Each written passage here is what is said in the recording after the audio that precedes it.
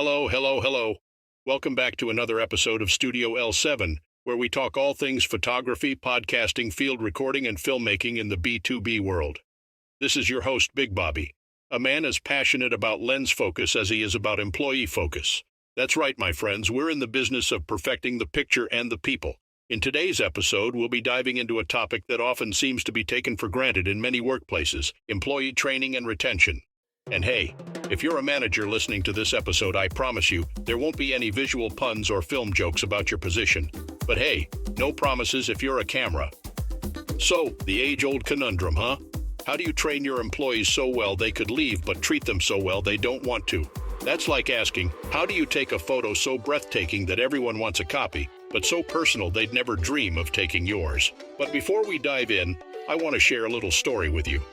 Back when I was just getting my feet wet in photography, I had a mentor, let's call him Lens Lewis, who used to say, "Bigbobby, the secret of a good photograph isn't in the camera, it's in the person behind it." I think we can all agree that the same holds true for businesses. The magic isn't just in the product or service, but in the people behind it, working tirelessly to bring it to life. So today we'll aim our lens towards those people.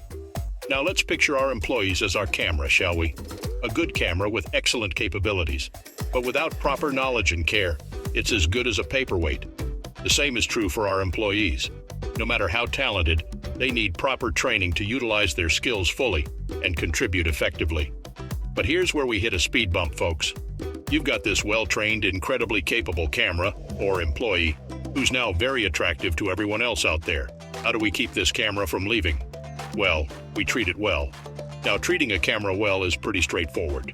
Keep it clean, store it in a cool, dry place, ensure regular maintenance. But humans were a tad more complex, right? So what's the human equivalent of that? I'd say a healthy work environment. Open communication, recognition of efforts, and maintaining a work-life balance. Like how you wouldn't overwork your camera in poor light conditions, don't overwork your employees under stress. And hey, remember, a burnt-out camera gives no picture, just as a burnt-out employee gives no productivity. Now I hear you say, "Bigbobby, I get that, but how do I strike that balance? How do I ensure they are skilled enough to leave but happy enough to stay?" Well, my friends, it's all about building a relationship, a partnership, if you will.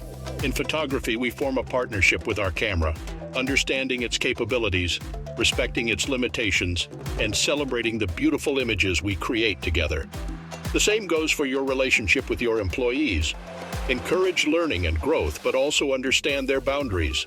Celebrate successes, big or small, and create an environment that fuels passion, not just for the work, but for the place where it is done. And you know what the cherry on top is? Showing them the bigger picture. Just like showing your camera the stunning landscape in front of you, show your employees the impact their work makes. It makes a world of difference when one can see the results of their hard work. So train them like they could leave, but treat them like they'd never want to. As we say in photography, keep your lens focused, your subject in frame, and capture the magic. And that's our show for today, folks. Hope you enjoyed this rather insightful chat. Let's continue to develop our photography and our people skills, frame by frame.